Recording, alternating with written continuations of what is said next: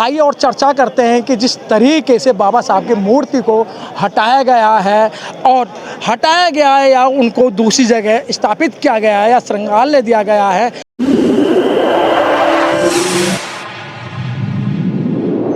इस news channel पर जो भी वक्ता ने कहा वो उसकी अपनी राय है, जिसकी पुष्टि नेशन न्यूज इंडिया नहीं करता। धन्यवाद। हमारे बीच में निर्मल कैन जी हैं। निर्मल कैन जी जो यहाँ आंदोलन आप देख रहे हैं और बाबा साहब के वो अनुयायी हैं, बाबा साहब के आप भी अनुयायी हैं, क्या लगता है कि जिस तरीके से शोर शराबा है और रात को 2 और 3 के बीच में बाबा साहब की स्टैचू को हटाया गया है? देखो, करीब 1 महीने पहले से ये विषय चल रहा था, जो धरना प्रदर्शन के विषय में चल रहा था, कंप्लेंट के जरिए से, और जो चल रहा है वो पता है कि हटाई नहीं गई, उसे स्थानांतरित कर रहे हैं, उनको अच्छा जगह सम्मान देंगे, इसलिए वो लोग गलत वो भ्रांति फैला रहे हैं। जो ये फैला रहे हैं ना, गलत भ्रांति फैला रहे हैं, उन्हें अच्छी स्थान दिया जा रहा है और जहाँ हैं आज उससे भी अच्छा स्थान दिया जाएगा, क्योंकि संसद बदल दी गई है। संसद में जहाँ कार्रवाई है, जहाँ लोग जाएंगे नमन करेंगे, तो वहाँ उस जगह होना चाहिए ना स्टैचू। अब वो एक खंडर में बाबा साहब रहेंगे तो उसमें अच्छा नहीं लगेगा ना, तो एक अच्छा स्थान उन्हें दे दिया गया है, बहुत अच्छा स्थान रहेगा। वहाँ पूजा भी आप कर सकते हो, जैसे हर 14 अप्रैल को जाते हो माला अर्पण करने के लिए, हमेशा वहाँ जाते रहोगे। लेकिन सर बात वही आ रही है कि जिस समय मूर्ति लगाई गई थी 1967 के अंदर बीपी मौर्य जी के टाइम में, उस समय से और आज तक 47 साल हो गए, तो अभी भी अच्छी जगह मिली उन्हें, अभी सौंदर्यीकरण करने की बात कर रहे हैं। देखो, सौंदर्यीकरण ये हर जो ये पार्टी आती है कुछ ना कुछ अपना संविधान में आप कहते हैं ना, बदल संविधान खत्म होंगे, लोग कह रहे हैं उन्हें गलत धारणा कहती, संशोधन होता है, हर होता रहा है। इंदिरा गांधी ने भी करा है, राजीव गांधी ने भी करा है, और आज तक कम से कम 20 से लेकर 50 तक अमेंडमेंट हुए हैं उसमें, संविधान में उसका जो है, जो भी जरूरत मूर्ति की बात कर रहा हूं, बता रहा हूँ, वो भी एक विषय है। लोग वहाँ भ्रांति फैला रहे हैं, ये जो एक गैंग है वो इकट्ठा हो रहा है आपस में, जो बीजेपी को या मोदी जी को नीचा दिखाना चाह रहे हैं, वो सब ये सब गेम चल रहा है। नहीं सर, ये आप इसे गैंग बता रहे हैं, लेकिन अगर हम बात करें कि इस समय तुगलकाबाद की जो मंदिर था उसको हटाने का काम करा, 2 अप्रैल को इन्होंने दलित समाज को झकझोरने का काम करा, फिर उन्होंने कई ऐसे मुद्दे, क्यों बार बार ये बहुजन समाज को ये मोदी एंड सन कंपनी या जो सरकार है कैप्सूल लगा के, वो थर्मामीटर लगा के चेक करती है ये मुर्दा हैं जिंदा हैं? देखो, तुगलकाबाद का ये है, उसके लिए एक समिति बना दी गई है, समिति का गठन हुआ है, सरकार उसमें पैसा लगा रही है। लेकिन समिति में भी तो सारे वही लोग हैं ना, बीजेपी से संबंधित लोग हैं, आरएसएस से संबंधित लोग हैं। जिसकी समाज पार्टी रहेगी संबंधित तो वही रहेंगे ना, समाज से, जो समाज के हैं, जो समाज को प्रतिनिधि करते हैं।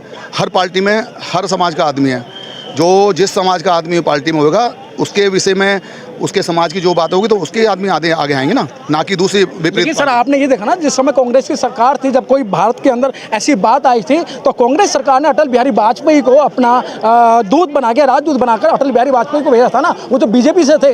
लेकिन आज जो ये जो मसला चल रहा है, चाहे बाबा साहब की मूर्ति का हो, चाहे 14 अप्रैल का हो, या और अन्य ऐसे मसले हैं, वो बार बार इस तरीके का थर्मामीटर लगा के चेक कर रही है। देखो, नजरिया है, लोगों का नजरिया है, वो एक फिट करी हुई है, माइंड सेट है लोगों का। लेकिन सर बाबा साहब का अपमान नहीं सहन सकते। नहीं, अपमान तो हम भी नहीं सहेंगे ना।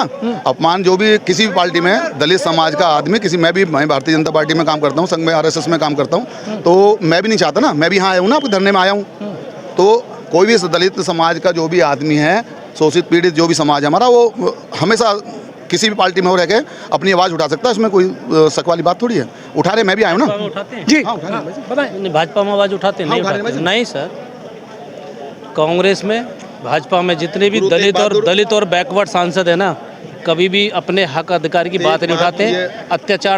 अत्याचार आंखों के सामने अत्याचार देखते हैं, देश में कहाँ कहाँ अत्याचार हो रहा होता है, लेकिन चश्मा से हट है ना, तुम्हें अत्याचार हो रहा है ना सर, संसद में आवाज केवल ये 10 साल में ही अत्याचार शुरू हुए हैं, 11 में, उससे पहले अत्याचार नहीं थे। मैं अभी वीडियो दिखाऊंगा, पहले थे ना, पहले ज्यादा थे, आज सक्षम हो गए, पढ़े लिखे हो गए, इसलिए आवाज उठा देते हो। हमारे वकील हैं, हमारे IAS हैं, हमारे IPS हैं, तुम्हें बोलने का अधिकार दिया गया है। बाबा साहब ने पहले नहीं अधिकार था, कांग्रेस के टाइम में बोलने थे तो वो कहते थे खाओ पियो चुप रहो, बोलो नहीं।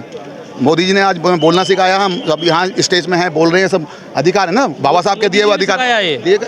कैसी बात कर रहे हो यार, बाबा साहब के अधिकार है। मैं मोदी जी मनोज जी बहुत बहुत धन्यवाद, आप हमारे से बहुत पुराने जुड़े हुए हो। 2013 से नांगल देवत का जो चल रहा था 2007 से, तो सौंदर्यीकरण बीजेपी वाले अपनी बात रखेंगे जी। जो बीजेपी का है वो बाबा साहब को तो भूल रहे हैं। अभी ये कैन साहब जो थे अपने, इन्होंने कहा है कि मोदी सरकार, आप जो खड़े हो या मैं खड़ा हूँ, आज बाबा साहब की देन है, आज हमारी देन है ये बाबा साहब की, आप और हम खड़े हैं जो यहाँ पर। 10 अगस्त 2019 को तुगलकाबाद मंदिर तोड़ा गया है मोदी सरकार द्वारा। उसके बाद ये जो 13 शहीद हुए हैं ये भी मोदी सरकार है, 2 अप्रैल में। 2 अप्रैल को। उसके बाद अब ये जो स्टैचू उठाई गई है, एक बाबा साहब की नहीं है, ज्योतिबा फूले जो हमारे नेता रहे हैं, जो शिक्षक थे, जिन्होंने हमें जागरूक करा है समाज को, और सभी वर्ग के समाज को इन्होंने जागरूक किया है। और शिवाजी महाराज, महात्मा गांधी जी की, इन महापुरुषों की एक उठाई है, तो इससे सभी वर्ग के लोगों को ठेस तो पहुंचा है। और हमारी तो यही सोच है कि बाबा साहब की मूर्ति उसी जगह रहनी चाहिए। मेरा जन्म नहीं हुआ था, 1969 में मेरा जन्म हुआ है, और 56 साल पहले इसको तोड़ा गया 1968 में। तो मेरा ही जन्म 55 साल की तो मेरी उम्र हो गई, तो 56 साल पहले आने वाले समय में ये लाल किला को और इसको अपना ताजमहल को भी हटा देंगे। तो ये भी एक वर्ग ने बनाया है। तो वो दे दिया ना सर किराए जी, और संशोधन हो रहा है, तो संशोधन सही करे ना, जिससे समाज को फायदा हो। ये एक ही वर्ग के साथ हो रहा है, और इतना ही कहूँगा। आपका बहुत बहुत धन्यवाद जो आपने मुझे मौका। सर, जिस तरीके की बातें जो हो रही हैं कि बाबा साहब की जो स्टैचू को हटाने का जो बात है, और कह रहे हैं संग्रहालय बनाया जा रहा है, क्या बाबा साहब को संग्रहालय में जो मान सम्मान दिया जा रहा है, बाबा साहब तो अकेले में रहना चाहते हैं, बाबा साहब की तो उंगली है, कहते हैं कि भाई पार्लियामेंट पे जाओ। ये जो बाबा साहब की वहाँ मूर्ति लगी हुई है, और वहाँ पर जो हम 14 अप्रैल को एक त्योहार के रूप में जन्मदिन मनाते हैं, इकट्ठा होते हैं, हमारी एकता होती है। इस एकता से घबरा गई है, मतलब जो है मोदी सरकार, इसमें कोई दो राय नहीं है, और वो उसको हमें कमज़ोर करना चाहते हैं। ये किसी न किसी तरह इकट्ठे ना हो, और हमें चेक भी करना चाहते हैं कि इनमें कितना दम है। ये आंदोलन के मतलब करके अपनी मांगों को मनवा सकते हैं या नहीं।